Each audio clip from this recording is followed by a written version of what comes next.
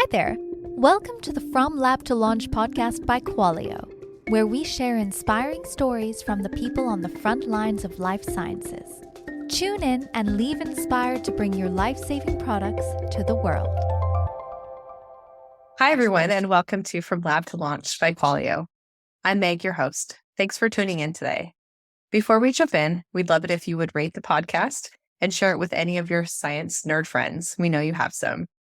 If you'd like to be on the show, please fill out the application linked in the show notes.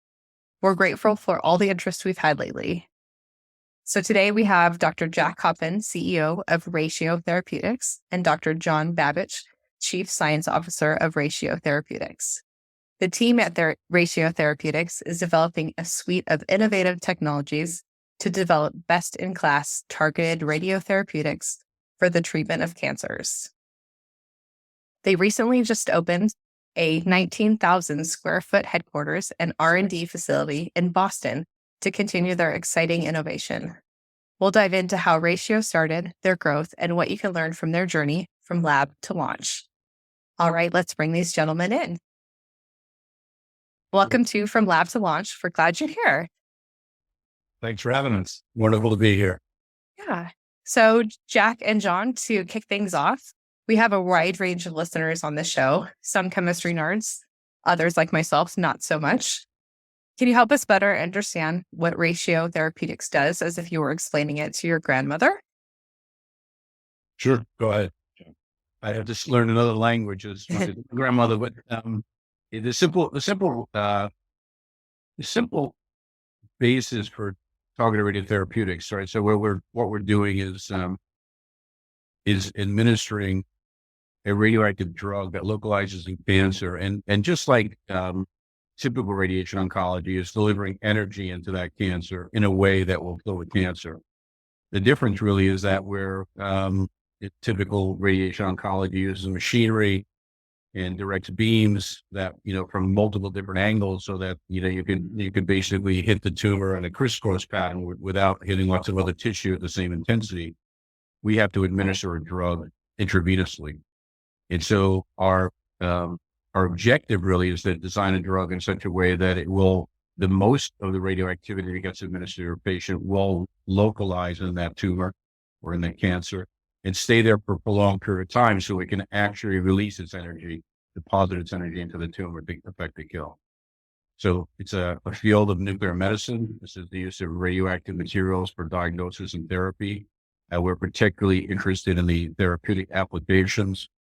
We have a series of approaches to that we're working on right now at Ratio. That sounds really cutting edge. Is there a particular cancer that you're focused on, or is this applied to kind of all cancers across the board? So, every time we contemplate a cancer, we have to match the cancer type with a particular target that cancer might possess, and the target being a particular protein that sits on the surface of the cancer, so that we can get access to it from the blood supply. And so we have to think those things are not, they don't just sort of fall out of trees, so to speak. And so we have to really think about that. Right now, we have a program that's ongoing in prostate cancer with a particular target. And we have a program that's a bit more broadly focused, and that is to look at really a component of a tumor. So if you think about the difference between a cancer and a tumor is really a swelling. The lump somebody would feel in the breast, or the lump you would feel in a prostate digital exam, or some lump that you would find that you think maybe this could be a cancer. That lump is generically in Latin referred to as a tumor, but it may be a cancer, it may not be. So what it turns out is that there are a lot of cancers that accumulate tissue side by side with the cancer cells that are from the host. And so it's giving out lots of signals. It wants to grow. It wants nutrients. It wants blood supply. And in the process of actually sending out signals, it'll recruit something called fibroblasts. And these are the kind of cells that would make a scar form if you've got to cut yourself. The healing part of your body that actually gets recruited into sort of stitch a cut, form a scab, and then basically renew that tissue. So you get the cancer cell recruiting these various, what are known as fibroblasts, because of the signaling, they get turned on. When they get turned on, they present a fibroblast associated protein, which is known as fibroblast activating protein alpha, or FAP. And this turns out to be something that's expressed on many, many types of cancers in the combined environment that the cancer cells and the host cells make. So they call it the tumor stroma. This is a sort of mixture of cells from the host and the cancer itself. And so we're going after that. It's called FAP. We have a diagnostic program with one of our pharma collaborators, Lantheus, on the development of a diagnostic to image a variety of cancers, and also image any type of disease that provokes a fibrotic response. We also have the rights for the application in therapy, and this would have application along many different cancers, from pancreatic to breast to colorectal to lung, and also, say, liver cancer. There's a variety of cancers we can apply that to, and that's what we're developing right now. That's very exciting. I have known people personally affected by each of those three cancers you mentioned. So amazing work that you guys were doing over there at Ratio Therapeutics. Kind of shifting gears a little bit, you've both founded companies in the past, but why did you start Ratio together, and how did you two get connected? Well, we've known each other for a long time, but had never worked together. Yeah. And you may want to tell, you tell a story better than I do. It's like asking a couple how they met. I love it. So, we met a long time ago, but in 2018, at the time, John was a professor at Cornell in Manhattan. And at the time, I was overseeing a company I founded, in vitro, that was really kind of the leaders in imaging drugs and discovery, and also as an endpoint in clinical trials. And many people, this class of drug that John just nicely described is really an emerging, not a new concept. Radioactive iodine was FDA approved in 1951, but it's in the last decade that it's really gotten a big movement. Novartis and Bayer have joined the space, and Novartis has recently gotten a big prostate cancer drug approved. And so we were seeing lots of drugs of this class and over the last 5 or 7 years. And it's really, to John's point about where the drug goes, how it accumulates, and does it have the right ratio of resident time in the tumor as compared to any excretory or off-target resident time. And John showed up with something he had invented and developed and really thought through. He's been a pioneer in this space and studied a lot of drugs. And my core competency is really in the studying of the pharmacokinetics of these drugs and trying to model them and understand where they go and quantify. It's a very quantitative sport, as we always radio label at first and take a PET scan or SPECT scan. We do a scan. We actually can see where and when and where over time the drug is. And so John showed up with this concept, and I immediately said, that is the right idea. That is brilliant. It's really about tuning the pharmacokinetics of the drug. And John invented a platform where the binding moiety is targeting cancer itself. He mentioned two targets, PSMA and prostate, and FAP, the pan-cancer target. And then another part of the molecule at a much lower binding affinity, or worse binding affinity, it kind of hitchhikes albumin, which is a ubiquitous protein in your blood. Your coffee mug full of albumin flowing through you at all times. And this extends the bioavailability of the drug in the blood. And then that really allows more of it to get into the tumor and often changes its clearance mechanism. And so right away I was excited by this. And that was a previous effort, and that drug was sold to Bayer in 2021, which simultaneously spawned Ratio. Don quit his day job. I had subsequently retired, according to my LinkedIn page, briefly. And we came back and started the company with a partnership with Bayer, a partnership with Lantheus that was already discussed, and raised some capital and built the team. And now we sit in this headquarters. We're 35 people, very technical team, very interdisciplinary sport. You need chemistry, radiochemistry, biology, this quantitative pharmacology. You need physics, you need radiation dosimetry. It's just a lot of PhDs and not the PhDs, a lot of scientists of varying backgrounds here, very technical squad, and it's going well. Great. I'll just say, one of the reasons I reached out to Jack is I saw that this technology would be amenable to actually the application of modeling. So this is a really tremendous skill set that Jack has and his team at his previous company, and that we've expanded on here as well. And to understand, can you actually mathematically model what's happening in a human, and then take that modeling information and then, through trial and error, make the molecule match what you expect the model to do. And so this is kind of, we talk about math meeting medicine. This is kind of where this comes together. The idea that, there is so much to do when it comes to quantitatively assessing where these molecules go, because they have an impact on therapeutic benefit and on the side effect profile. And there's a lot of calculation on this, right? So it's not just pharmacology for pharmacology's sake. It's also pharmacokinetics, and the delivery is important, and the ratios between how much gets delivered to the tumor versus other tissues is critical. So this is a real nice opportunity to use all this kind of expertise to sort of design drugs and understand drugs in a way that we maybe haven't understood them before. That's great. It sounds like a great partnership between yourselves, Jack and John. Speaking of partnerships, we've mentioned a few big names in the industry like Bayer and Merck, and some others. How are you going about commercializing and executing on your go-to-market strategy with these big partners?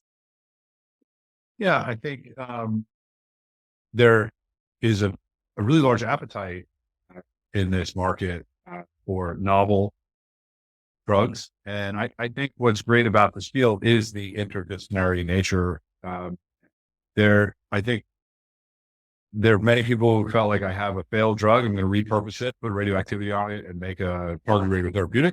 Or there's people who say, I have a new isotope and I'm going to find a binder and I'm going to have a new drug. But it truly takes knowledge both in pharmacology, in standard pharmaceutical sciences, which is obviously very challenging given the failure rates, and in nuclear medicine. I think that's what we wanted to build here. And so it's great to have partnerships because you expand sort of your skill set and domain knowledge. We're still a very small company of 35 folk. And so to have partnerships where you can bring something to the table, but also, with the might of some of these larger enterprises, not just from a dollar perspective, but also from a domain knowledge perspective. So I think we're very eager to partner with folks, and that's working out. That's great to hear. Yeah. One of the things we like to discuss here on our podcast is quality management, since Qualio is a quality management software. Can you tell us a little bit about the quality culture you're seeking at Ratio? It seems like you're definitely after product quality, but what does that quality culture look like, and how do you balance quality and product development? I'm gonna let John answer this because he is truly a foremost expert in putting. We both have a lot of experience putting radioactive drugs in people, but I will jokingly say, there's actually no stress, no pressure putting radioactive drugs into people, right? There's no quality. No, sorry, go ahead, John. Yeah, so the bar is. I think we take quality. We take it very seriously. Not to imply others don't, but the issue with quality really starts at the very, very beginning of everything we do, right? So, and this is another significant, I would say, attribute of Ratio, in that we're trying to make sure that we dial in the quality from the first time we make a molecule to when we track the molecule to how we curate data about a molecule. And I'm talking about chemistry, obviously at the very beginning, but also on, let's say, protein-based assays, cell-based assays, preliminary evaluation in animals, ultimately preliminary evaluation in humans, making sure that quality is built into data generation, data archiving, and then data, at the point where you actually have to look at data, how do you curate the data and how do you present the data So I think quality in this organization comes at go. And so there's also, the QA functions of, CMC and the QA associated with clinical trials. I mean, that to me is a given, but it's almost like, when you start to do that, you have to have quality. You couldn't do it without it technically, right? You would be going against GMP and all the required obligations one would have from a regulatory perspective. So I think quality assurance really starts much earlier for us in our tracking of information about the molecules that we generate and how we move that information in order to make decisions, in order to move drugs forward. So I think I think it's almost part of our DNA now that the quality of how we acquire information, how we store it, and how we evaluate it is kind of I'm trying to think of another analogy, but it really is baked into our systems. And then, of course, there's, I would say, typical in a way of quality assurance relative to, clinical trial, site selection, vendor selection, the quality assurance packages that go along with CMC. One of the things about this space, which is kind of different than maybe many other spaces, that whenever you're going to do a therapy, you actually have to make the drug. And so it's unlike some drugs that can be made in large quantity and then stored in a tablet form or even in a solution form and put in a fridge or put on a shelf. Because it's radioactive, it's like making ice cream in the summertime, right? It's you make it and it's disappearing as soon as you finish making it. And so you have to actually make the drug over and over and over again. So say for a clinical trial of 30 patients, you might have to make the drug 30 times for 30 patients. You might wind up with a batch per patient only because of the way scheduling occurs. So there's a lot of quality assurance that's built into the manufacturing, and it has to be, at a level that is, I would say repetitive is the best way I can say it. And then, of course, there's always the quality assurance that gets implemented in the readout and the regulatory filing. So it really is in our DNA here, and it's in a big part of how we make decisions is based on the quality that we put into those decisions. Yeah, I will just add, and John nicely stated it to John's point of the ice cream. In addition to being ice cream, it's really a micro dose of ice cream. So the mass doses we deal with, when we use for imaging, we use tens of micrograms, and for therapy, it's low hundreds of micrograms. And if you just think about a 200 milligram Advil and taking a thousandth of that, it's just a really, sometimes things don't work. And this is one of those strange fields where some people do a run and they don't get what they want. So a lot of effort has to be go into making sure that you're able to deliver drug on that day, unlike having, to John's point, a stockpile or lyophilized or whatever. So I guess, the gene therapy folks on the call would maybe say ours is tougher. And I don't think we'll disagree. Yeah, no, that's a point. That's another thing. It just, it just presents with challenges and there are failures. Yeah. I love that when the margin of error is so small. Quality in your DNA really helps from go. That's great. Yeah, and I think, to Jack's point, we have to go through a quality control every time we release a batch. That has to be live and on the fly, right? It's not like you can wait and people are on the phone, people are sending emails, people are releasing, it remotely, right? Once the whole data comes in, you can evaluate things. So it's I wouldn't say it's touch and go, but it's certainly high pressure on the day of the manufacturing. Certainly sounds like it. Speaking of high pressure, maybe you recently had raised for $40 million a few years ago. Congrats, by the way. How did you approach funding, as often is the number one business problem for founders in this life sciences industry?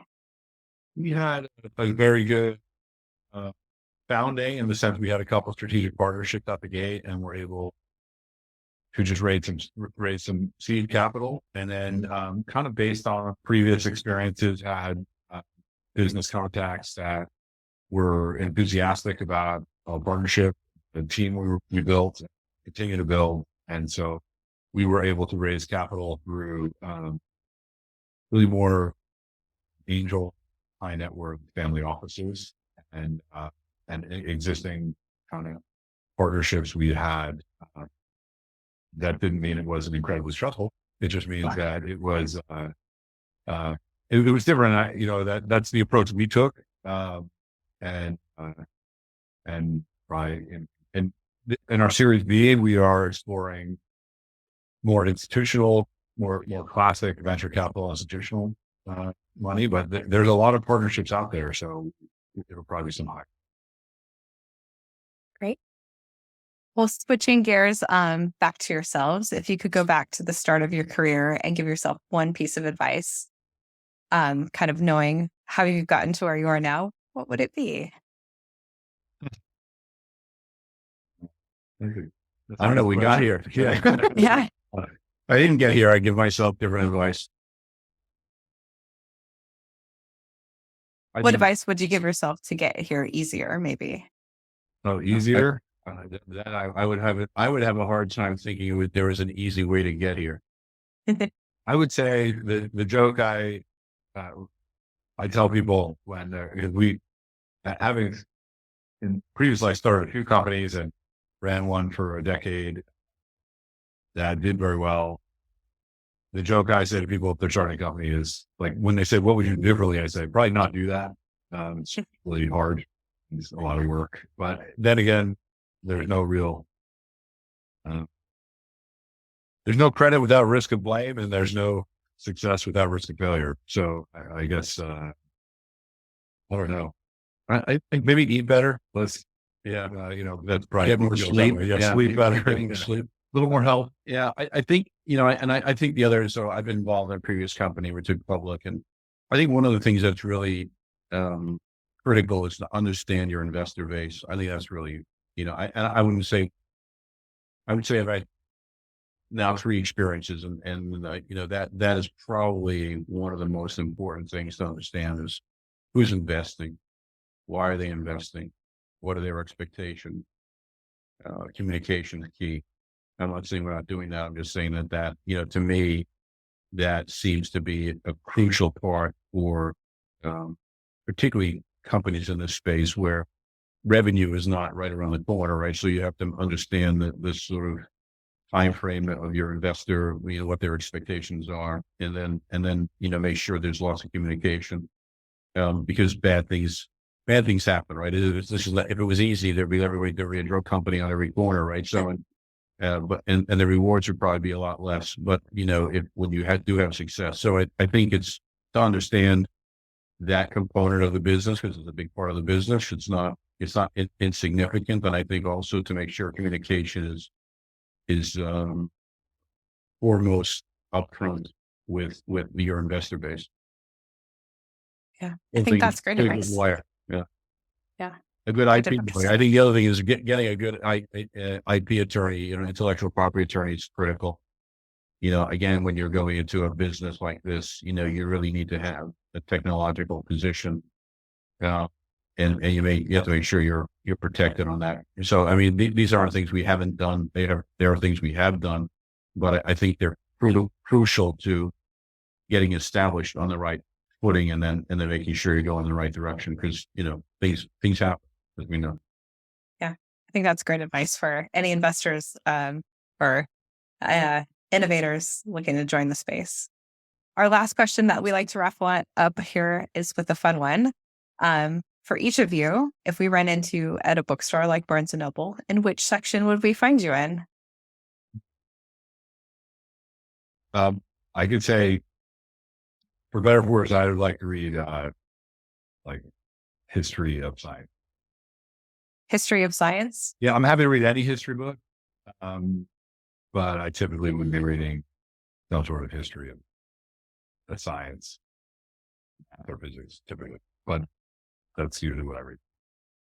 Very interesting. I would not be in that island necessarily. I would history and math and only on his own island. It's not its own island.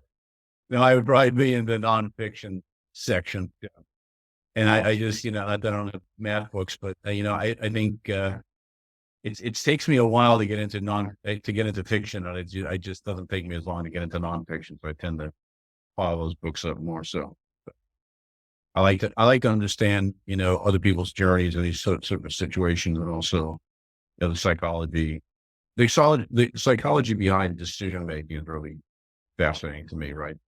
Some of Malcolm Gladwell's books, Blink, the Tversky's books, and Canahan. I mean, it is just so many ways to understand how you think and how you react to information, how the world reacts to information. It's always humbling to have people study that and to see how kind of goofy we are at the end of the day. And when we think we're so, driven by detail, and then a bird goes by and we make a change in decision. You're like, okay, that's a very solid decision to make. So maybe I shouldn't pay attention to birds so much. But, there's a lot more to, and this goes, I'll bring the quality into it, right? It's like, how do you actually figure out the best way to make a decision? How's the data?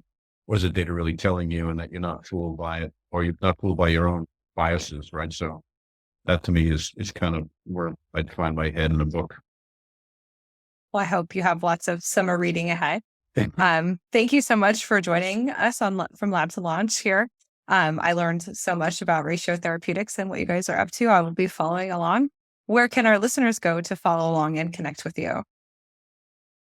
Well, certainly our website. Yeah. And thanks to the great group at Ratio Partners, our LinkedIn page is really active. I admit I don't have a big social media presence personally. We're certainly on social media, and LinkedIn. Yeah. All right. Well, we'll add your website and LinkedIn in our show notes. Thank you so much for joining us today, Jack and John. Thanks, awesome meeting you, Meg. Nice to meet you. Good luck. Likewise. Thank you. Here.